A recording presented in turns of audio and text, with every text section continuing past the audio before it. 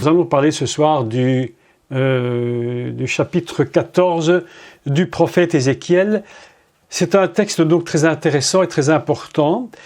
Et vous savez que le peuple d'Israël a quelque chose de tout à fait particulier concernant donc sa structure, ce qu'il représente pour le monde.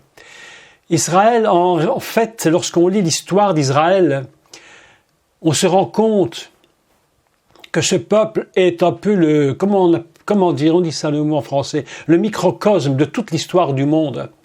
Et que lorsque nous lisons les récits d'Israël, en fait, nous lisons un peu notre propre histoire. Et ce qui se passe en Israël, tout ce qui peut se produire là-bas, ce qui s'est produit, ce qui se fait aujourd'hui, ce qui se fera demain est un peu ce que nous-mêmes nous vivons. Et quand Dieu parle à Israël, en fait, il parle au monde. Et je crois que c'est important de le comprendre, puisque Israël, connaissant toute cette façon d'être, va lui-même pouvoir nous expliquer et nous parler véritablement de ce qu'est notre histoire. Donc, ici, le texte que je vais demander qu'on lit, que vous puissiez lire, est important, et je vais quand même le lire avec vous, et puis je vais vous expliquer les grands points de ce texte. Vous avez vu que j'ai dans la publicité sur le mail, si vous l'avez reçu, je l'espère d'ailleurs, puisque je l'envoie à chacun à chaque fois, qu'il y a donc 3 personnages très importants dans ce texte, dont nous allons expliquer pourquoi ces 3 personnages, et puis il y a 4 châtiments terribles concernant ce texte. Moi, cette semaine, je relisais le prophète Ézéchiel, chose que je ne fais pas constamment parce que c'est des textes un peu longs, un peu, entre guillemets, barbares à lire. Un peu, ce ne sont que des reproches quasiment du début à la fin. Et ce n'est que je pense, vers le 20e, ou je ne sais plus vraiment, vers le 30, oui, même plus. Je crois que c'est vers le 30e peut-être, je ne me rappelle plus exactement du chapitre, où Dieu va parler à Israël et va lui dire que Dieu lui fera grâce et qu'il va malgré tout ressusciter cette nation et qu'il va donner à ce peuple d'Israël de pouvoir de nouveau exister et que Dieu l'aime toujours et que malgré que qu'Israël a rejeté complètement son Dieu, que les bergers d'Israël ont été des mauvais bergers, que les prophètes ont été de faux prophètes, l'amour de Dieu est tellement grand pour ce peuple qu'il va malgré tout leur dire « Mais je suis l'Éternel ton Dieu et je veux être ton Dieu encore et à toujours et pour l'éternité. » C'est un texte absolument formidable. Et c'est là malgré tout qu'on se rend compte que l'amour de Dieu est quelque chose qui est très compliqué. Nous-mêmes, en tant qu'humains, si on nous faisait, je crois, le millième de ce que Israël a fait contre Dieu et ce que les nations ont fait contre Dieu, si on nous les faisait à nous, je crois que définitivement on rejetterait les gens et puis on serait peut-être probablement sans pitié jusqu'à la fin, tellement c'est terrible. Mais l'amour de Dieu est tellement grand que c'est même presque compliqué à comprendre comment Dieu aime tellement ce peuple, parce qu'il a mis en lui tout son espoir et son espérance. Et il dit, mais Israël, ce que tu es, mais je crois quand même que quelque chose va changer et que tu vas redevenir ce que je voulais que tu sois. Donc c'est l'amour de Dieu pour Israël qui est absolument inimaginable. Et lorsqu'on lit le prophète Ézéchiel, nous en avions parlé déjà il y a des mois, sur la vallée des ossements, on voit comment Dieu va ressusciter ce peuple. Malgré que ce peuple n'est plus que des os desséchés, l'amour de Dieu est si grand qu'il est capable de rendre la vie à ce peuple. Donc, nous allons faire une première lecture. Vous allez voir comment fonctionne ce texte, c'est assez surprenant malgré tout. Une première lecture dans le prophète Ézéchiel au chapitre 14. Et je vous rappelle que nous avions donc parlé précédemment dans Ézéchiel du chapitre 1, du chapitre 2, puis nous étions passés au chapitre 10, et nous avions vu qu'il y avait les roues qui tournaient, la gloire de Dieu. Et puis ce texte vient un peu plus loin, et nous commençons donc la lecture. Malgré tout, je voudrais le lire en entier. Nous allons prendre juste un peu de temps pour le lire. Donc, je vous laisse le temps de prendre votre Bible si vous ne l'avez pas. Et nous allons lire ce texte. Je vous laisse juste le temps, quelques secondes, pour que vous puissiez tous prendre votre Bible. D'accord ? Et je lis. La parole de l'Éternel me fut adressée en ces mots. fils de l'homme, si un pays péchait contre moi en se livrant à l'infidélité, et si j'étendais ma main sur lui, si je brisais pour lui le bâton du pain, si je lui envoyais la famine, si j'en exterminais les hommes et les bêtes, et qu'il y ait au milieu de lui ces 3 hommes. Écoutez bien maintenant, écoutez très bien maintenant, ces 3 hommes, qui sont-ils? Noach, Daniel et Job. Ça, il faut absolument retenir ces 3 noms, parce que tout le secret du texte se trouve dans ces 3 noms. C'est là le secret du texte. Il y a un autre secret après qui va être dévoilé. Mais on commence par ces 3 textes, ces 3 personnages. Noach, Daniel et Yov. On dit Yov en hébreu, Job en français. Ils sauveraient leur âme par leur justice, dit le Seigneur l'Éternel. Si je faisais parcourir le pays par des bêtes féroces, qui le dépeupleraient, s'il devenait un désert où personne ne passerait à cause de ces bêtes, et qu'il y ait au milieu de lui ces 3 hommes, je suis vivant, dit le Seigneur, l'Éternel, il ne se sauverait ni fils ni fille, eux seuls seraient sauvés, et le pays deviendrait un désert. Ou si j'amenais l'épée contre ce pays, ou si je disais que l'épée parcourt le pays, si j'en exterminais les hommes et les bêtes, et qu'il y ait au milieu de lui ces 3 hommes. On retient bien cela, c'est là très important. Je suis vivant, dit le Seigneur l'Éternel, il ne sauverait ni fils ni fille, mais eux seuls seraient sauvés. Écoutez bien le texte, c'est très surprenant.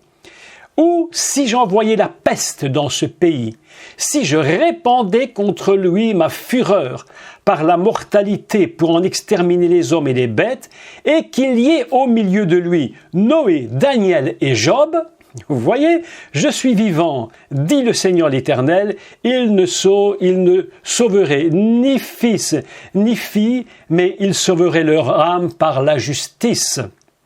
Oui, ainsi parle le Seigneur l'Éternel. Quoi que j'envoie contre Jérusalem. Écoutez maintenant le 2e secret que l'on va dévoiler. C'est ici que ça se passe. Oui, ainsi parle le Seigneur l'Éternel. Quoi que j'envoie contre Jérusalem, mais 4 châtiments terribles. On retient ces paroles, hein? Ces 4 châtiments terribles. L'épée, la famine, les bêtes féroces et la peste. Pour en exterminer les hommes et les bêtes, il y aura néanmoins un reste qui échappera, qui en sortira des fils et des filles. Voici, ils arriveront auprès de vous, vous verrez leur conduite et leurs actions, et vous vous consolerez du malheur que je fais venir sur Jérusalem, de tout ce que je fais venir sur elle.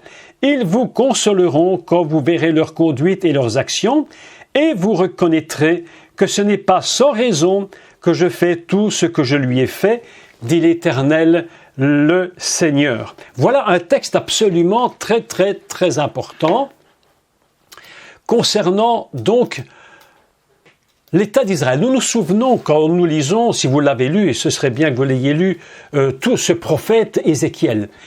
C'est quasiment que du reproche que Dieu lui fait.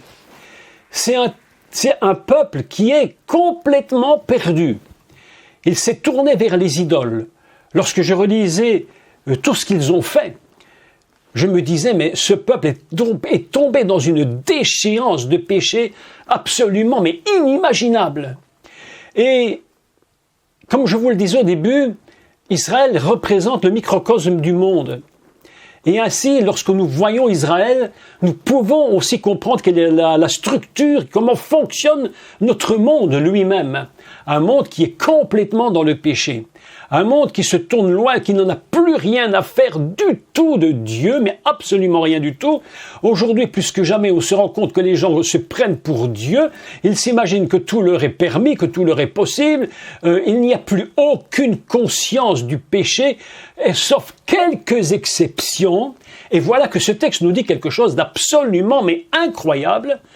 Et lorsque je l'ai lu, je me suis dit, mais pourquoi Dieu a-t-il choisi ce peuple d'Israël avec, dans cette période d'Israël si mauvaise, 3 personnages qui sont absolument, je dirais, qui ne sont pas, dirais-je, choisis au hasard. On aurait pu choisir, je ne sais pas, moi, Jacob, Saül, ou que sais-je, moi, que sais-je. Mais lorsque le prophète est inspiré par le Saint-Esprit, il va choisir 3 personnages très particuliers. Et ces 3 personnages représentent 3 niveaux par rapport en ce qui concerne le monde, les nations et les hommes. Je vais expliquer ça en détail. Pourquoi avoir choisi qui? Noach, Daniel et Job. Alors nous allons essayer de comprendre quel est le choix de Dieu pour ces 3 personnages. Je pense que s'il avait choisi 3 personnages, disons parmi, je ne sais pas, les prophètes ou les rois d'Israël, 3 rois par exemple, on n'aurait pas eu la même structure du tout dans l'idée qui s'en dégage. Alors pour comprendre cela, il faut réfléchir qui sont ces 3 hommes et comment vont-ils agir. Le premier c'est Noé. Le deuxième Daniel. Le troisième Job. Pourquoi? Je fais d'abord une explication générale sur les 3 personnages. Noach représente évidemment un monde qui recommence à zéro. C'est-à-dire, je vais dire, les nations dans la totalité. Il va recommencer le monde et à partir de Noach, il va reconstruire, si je peux dire, l'humanité. Donc Noé représente l'humanité. D'accord? Pourquoi a-t-il choisi Daniel? Daniel, c'est beaucoup plus précis au niveau du peuple. Daniel représente un peuple qui est en exil. D'accord? Donc on a une notion humanité avec Noé, une notion un peuple en exil, et on va expliquer ça en détail, avec Daniel. Et puis alors on a un personnage tout à fait étrange, on se demande comment ce personnage est arrivé là dans ce texte, c'est Job. Et Job, que représente-t-il? Il représente la personne. Donc on a l'humanité, on a un peuple et on a l'individu. D'accord? Donc, nous allons essayer de bien comprendre de quoi il s'agit. Le peuple d'Israël, je reviens donc sur l'idée que le peuple d'Israël est un peuple qui est dans le péché. Et comme il est lui-même le microcosme de toute l'histoire de l'humanité, du monde et des gens, Dieu va placer dans le cœur de Jérusalem, une fois de plus, malgré qu'Israël est dans le péché, il va utiliser Israël pour révéler quel est l'état du monde. Ça, c'est très important de le comprendre. C'est pourquoi on dit toujours que Israël, et il est vrai, est l'horloge du monde, l'aiguille qui tourne sur le cadran du monde, pour montrer à quelle époque le monde se trouve.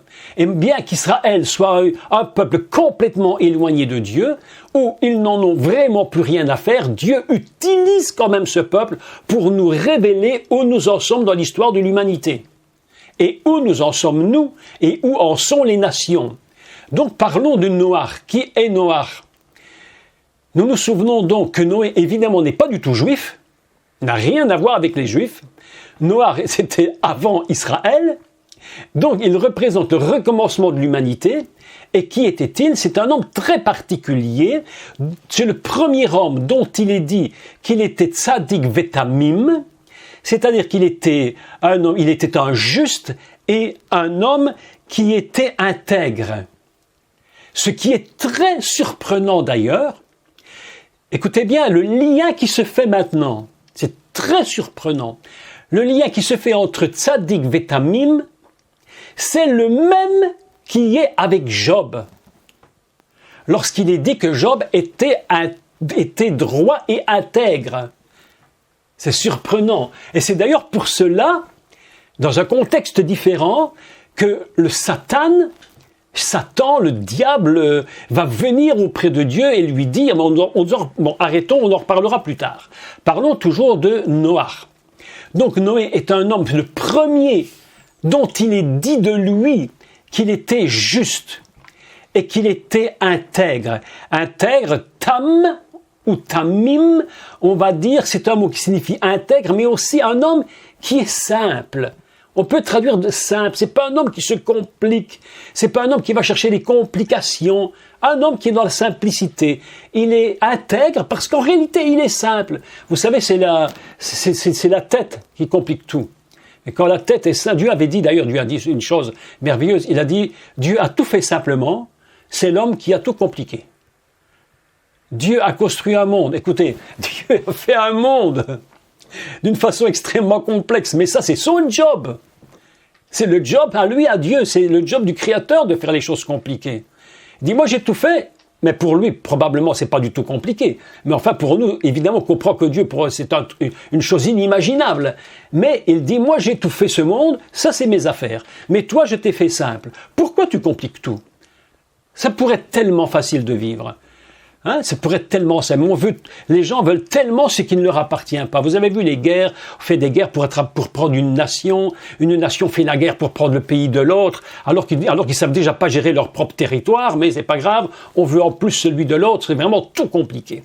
Et Noach, lui, Dieu nous dit, à travers l'exemple de Noach, il dit, voilà ce qui se passe dans le monde, un monde qui est complètement éloigné de moi, une humanité complètement déconnecté de Dieu. Et il dit, quand bien même il y aurait en Israël ne fût-ce qu'un homme comme Noé, eh bien, il serait probablement encore le seul qui pourrait être sauvé tellement le monde va mal. Et tellement les gens n'en ont plus rien à faire de Dieu. Il dit, je choisis Noé pour vous montrer l'état de l'humanité. C'est pourquoi il dit, si je venais en Israël, si je frappais Israël, par les 4 grands plaies, les drames épouvantables qui vont se produire, la famine, les bêtes féroces, il ne resterait personne sauf Noach. Autrement dit, il n'y en a que quelques-uns. Dieu est en train, et ça nous rappelle une parole d'ailleurs du Messie, qui disait, lorsque je reviendrai, trouverai-je encore de la foi? Autrement dit, la prophétie d'Ézéchiel pour Israël, elle est en train de se développer au niveau de l'humanité. C'est pourquoi il choisit Noé. Si ce n'était que pour Israël, il aurait choisi des Juifs. Mais voilà qu'il choisit 3 personnages, un qui n'est pas du tout juif, c'est Noé, un qui est juif, c'est Daniel, et un autre qui en plus est arabe, c'est Job. Alors vraiment, il dit ces 3 hommes était en Israël, si je retirais le bâton du pain, si j'envoyais la famine et les bêtes féroces, même cela ne servira encore à rien pour qu'ils comprennent que je suis Dieu, et seul Noé encore pourrait être sauvé. Je parle ici du premier personnage. Nous sommes dans un contexte absolument formidable, qui est un contexte qui nous montre quel est l'état de l'humanité aujourd'hui. Vous vous rendez compte aujourd'hui, Dieu parle, Dieu crie partout. Il n'arrête pas de dire au monde qu'il est là et que bientôt il revient. L'humanité n'en a rien à faire du tout, nous sommes au temps de Noach. D'ailleurs, le Messie lui-même reprendra l'exemple. Et il dira, à la fin des temps, ce sera comme à l'époque de Noach. Les hommes se marieront, ils feront leurs affaires, leur business, comme à l'époque de Noach, sans se soucier de rien. Ils vont se construire un monde incroyable, sans se soucier de rien. Le monde d'aujourd'hui, c'est pourquoi Dieu va choisir Noach comme exemple. Il prend Israël et il met en Israël ce personnage qui n'est pas juif pour bien nous montrer que ce que le Messie va dire concerne l'humanité entière et non pas seulement Israël. C'est pourquoi le premier personnage est une clé pour les prophéties de la fin des temps. Il choisit Noé en premier. Quand j'ai lu le texte, j'étais tout de suite frappé par les 3 personnages. Je me suis dit tout de suite, mais pourquoi ces 3-là? Et je me suis dit, en réalité, il s'agit des paroles du Messie. Et vous vous souvenez de ce que je vous avais enseigné concernant la prophétie? J'avais dit dans la prophétie que toute prophétie doit toujours être en analogie avec la parole de Dieu. Et même Jésus, le Messie, Yeshua, lorsqu'il va prophétiser, il ne prophétise jamais si ce n'est pas en analogie avec ce qui est déjà écrit. C'est très important de comprendre le principe prophétique, même le principe prophétique qu'utilise le Messie. C'est pourquoi il va rechercher le texte d'Ézéchiel, il va prendre Noé, et il va dire, ce sera comme à l'époque de Noé. Autrement dit, Jérusalem, Israël, toi, tu es le modèle que Dieu utilise pour donner à l'humanité et pour lui révéler exactement les temps dans lesquels ils sont. Donc, si Israël, et je relis donc le texte, si j'étendais ma main sur lui et si je brisais pour lui le bâton du pain, c'est-à-dire il n'y aurait plus de quoi manger, la famine, si je lui envoyais la famine, si j'en exterminais les hommes et les bêtes, et qu'il n'y ait au milieu de lui que ces 3 hommes, dont Noé. Il dit, eh bien, même les fils et les filles ne seraient pas sauvés. Le seul qui serait sauvé, c'est le juste Noé. Ainsi, nous sommes dans des temps où ce texte prophétique est un texte pour l'époque dans laquelle nous sommes aujourd'hui.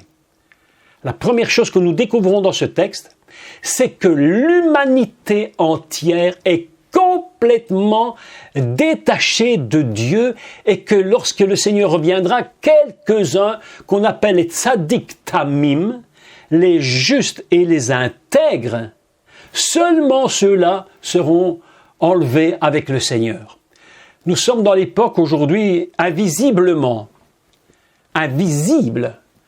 où est en train de se bâtir une immense arche où où l'Éternel nous mettra à l'intérieur pour nous emmener avec lui. C'est ça l'époque dans laquelle nous sommes. Et le Messie avait dit, lorsque vous verrez ces choses, vous savez que le Fils de l'homme est proche. Cette génération ne passera pas que le Fils de l'homme soit revenu. Voilà ce que dit cette prophétie au niveau de toutes les nations. Et d'ailleurs, ça nous rappelle une autre parabole, qui n'en est même pas une d'ailleurs. Ça nous rappelle cette phrase du Messie où il dit que les anges iront par toute la terre, ils feront la moisson. Ils vont moissonner la terre. Il y a ceux qui seront prêts, puis ceux qui ne le seront pas, et ceux qui seront prêts partiront avec le Seigneur. Voilà ce que dit le texte du prophète Ézéchiel. Ce n'est pas qu'un texte pour Israël, c'est un texte pour les nations, pour l'humanité, et puis il va continuer et il va nous parler de Daniel. Et je me suis dit, mais qui est cet homme? Pourquoi avoir choisi Daniel? Vous vous souvenez que lorsque le roi les a emmenés, Juda, en captivité en Babylone, il avait choisi Daniel, qui était un jeune intelligent. Et il était donc parti en exil.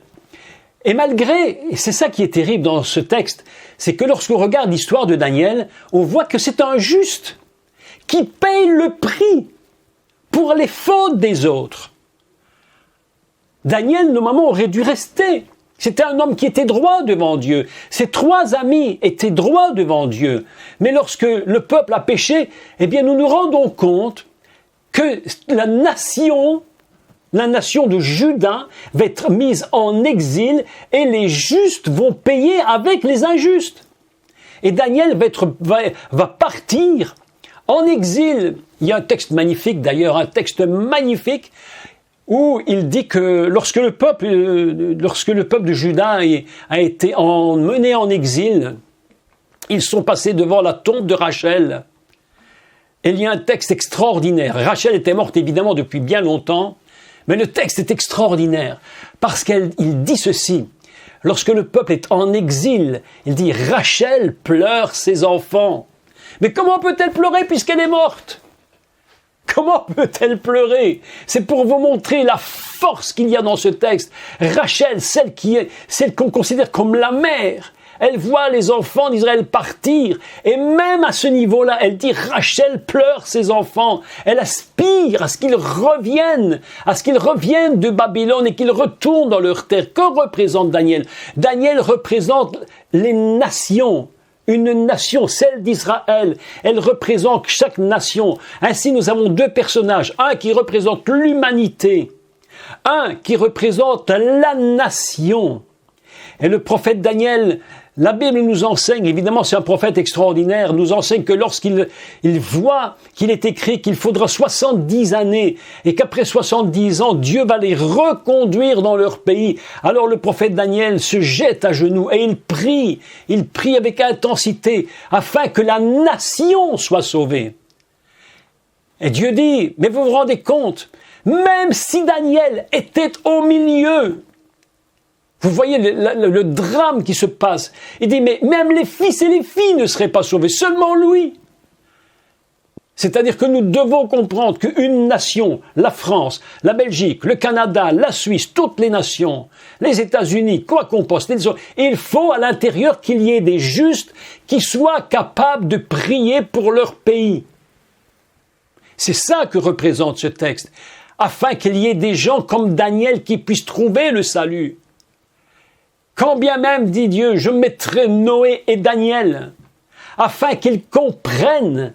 Mais où en es-tu, toi, Belgique? Où en es-tu, toi, nation de France, nation de Suisse, nation du Canada, nation des États-Unis, de toutes les nations du monde? Où en es-tu en tant que nation? Vous vous rendez compte aujourd'hui dans quelle situation? Ce texte est prophétique, mais absolument hallucinant. Nous sommes dans un monde aujourd'hui où toute la terre est confinée, l'humanité entière, et chaque nation elle-même a ses propres règles. Et les personnes qui sont à l'intérieur, chaque individu lui-même devrait tourner ses yeux vers le ciel et crier à Dieu. Mais voilà que non. Dieu dit, quand bien même j'enverrai le troisième homme, qui est Job. Quand bien même j'enverrai Job, lui, l'homme tout seul, le juste parmi les justes, celui qu'on appelle le juste et l'intègre. Absolument extraordinaire. Comme Noé, juste et intègre. La même idée se dégage des deux personnages. Il dit, quand bien même je l'enverrai au milieu de vous, vous n'arriveriez même pas encore à comprendre dans quel état vous vous trouvez. Ainsi, nous avons dans cette prophétie un texte absolument fabuleux, où Dieu nous dit, je suis en train de parler à l'humanité entière à travers Israël. Je suis en train de parler aux nations individuellement. Je suis en train de parler à toi tout seul en tant qu'homme. Si les nations, si l'humanité ne veut pas changer, est-ce qu'il n'y aurait pas par hasard une nation qui voudrait changer? Et si dans cette nation elle ne veut pas changer, est-ce qu'il n'y aurait pas parmi cette nation au moins un homme, une femme, comme Job, intègre et droit, qui serait capable de traverser toutes les situations périlleuses, aller jusqu'au bout, être complet et pouvoir se tourner vers Dieu pour trouver le salut en finalité? Voilà une prophétie absolument extraordinaire. S'il y avait ces trois hommes, dit Dieu, et il va le dire par 4 fois. Par 4 fois, il va le dire. Dieu va appeler.